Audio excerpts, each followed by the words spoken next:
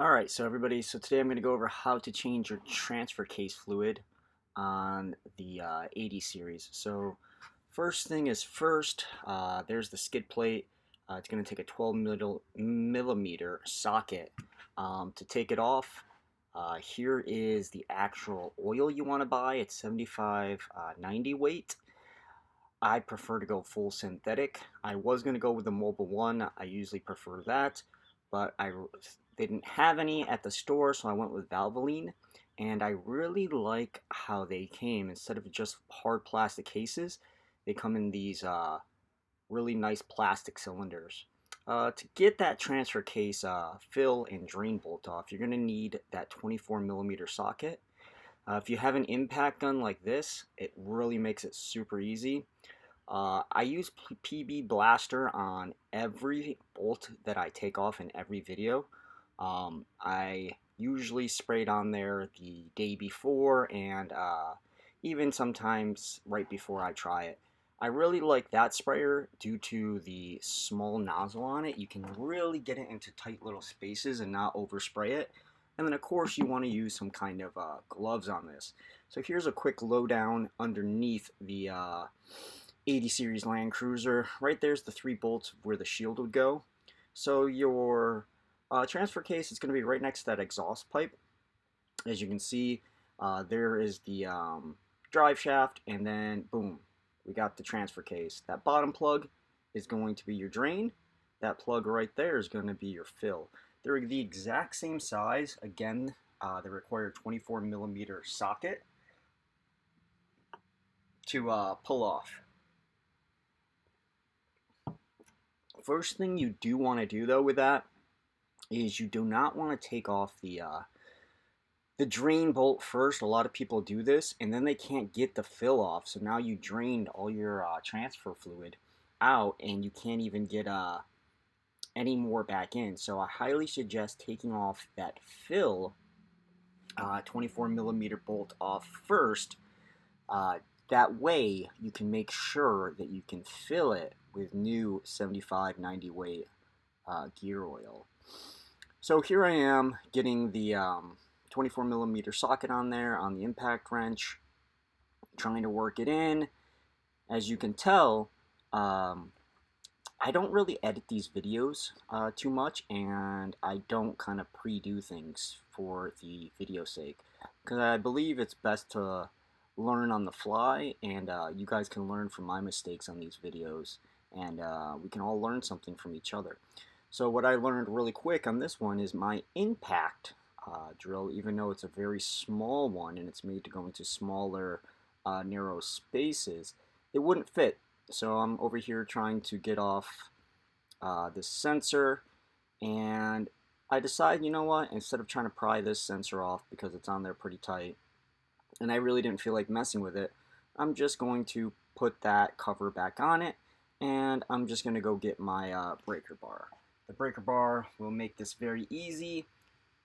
Again, I honestly could have got these bolts off with just a regular socket wrench instead of using the impact gun or a breaker bar. But I like to use the impact gun or the breaker bar first, just because it's been so many times that I've tried getting bolts off and they just wouldn't come off, right? Which is to be expected. This is a 24-year-old vehicle, and bolts are going to seize up. They're going to be hard to get off, right? Even on something like this, I don't know if this transfer case fluid has ever even been changed. So, you know, for all I know, that gear oil has been in there for 24 years. So I rather just use a breaker bar. That way I don't get frustrated and have to use it anyways.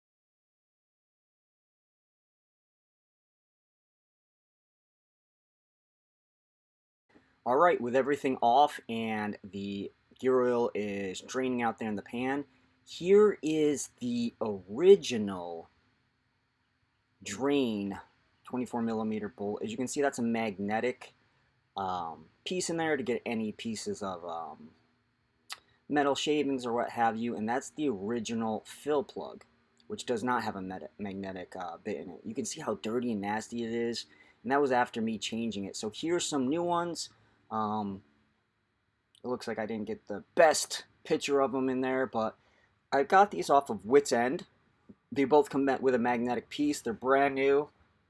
And I wasn't sure if I would really need them or not, but I figured why not, right?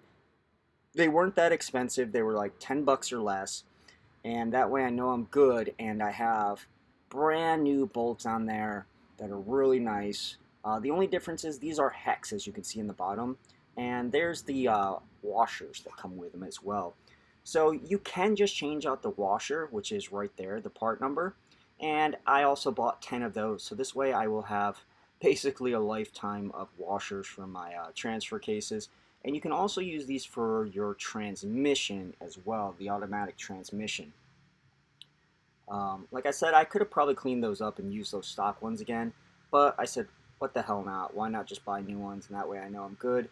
When I do things, I like to try to upgrade them if I can, make them better than they were before. So this is an easy upgrade to me, and cheap as well. So there they are, new versus old.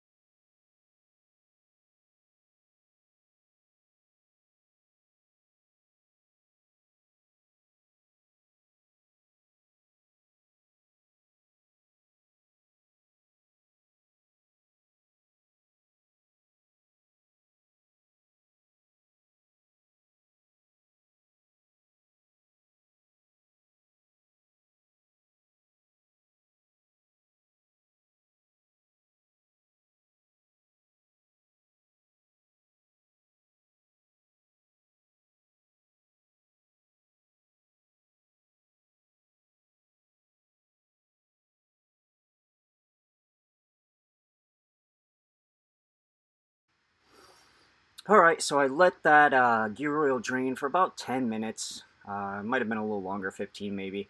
That honestly has been the longest part of this whole process, is just letting that drain, and it still has a couple dribbles coming in and out.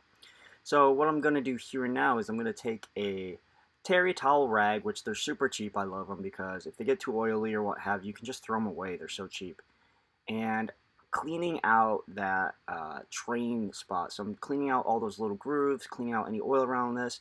One, I just think that's a good thing to do. Two, it's easy to see then if you have a leak, either based on, say, I didn't tighten the bolt enough, or maybe for some reason there's just a break in one of the threads or something like that.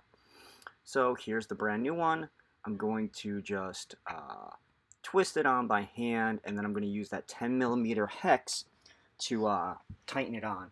Again, you are supposed to use a torque wrench to put this on.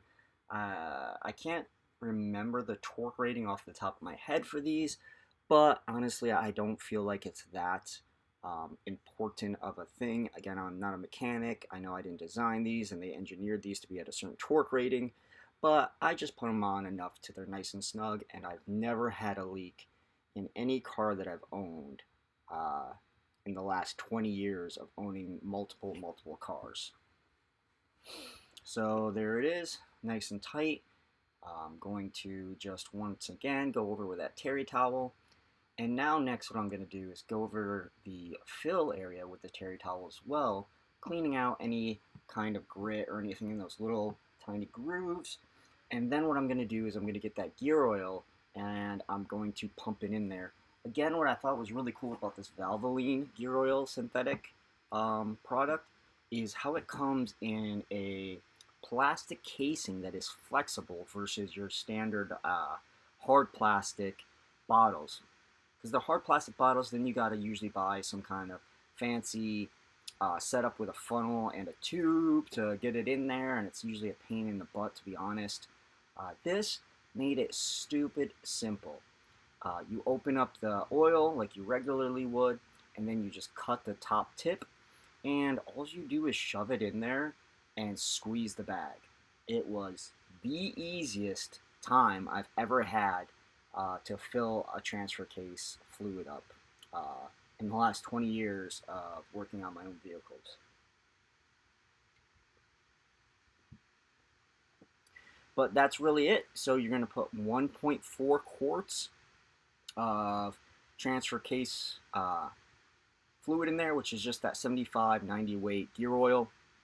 You can buy it really anywhere. I bought the Valvoline synthetic one that you see in this video. I bought it at AutoZone right down the street from my house. And that is really it. So these are 1 quart each. So I used about 1.5. I figured if, I put a little extra in there, it's not going to hurt anything versus putting a little bit too less. So let me know what you guys think in the comments. If you have any easier ways or tips, make sure you put those in the comments and give this video a thumbs up.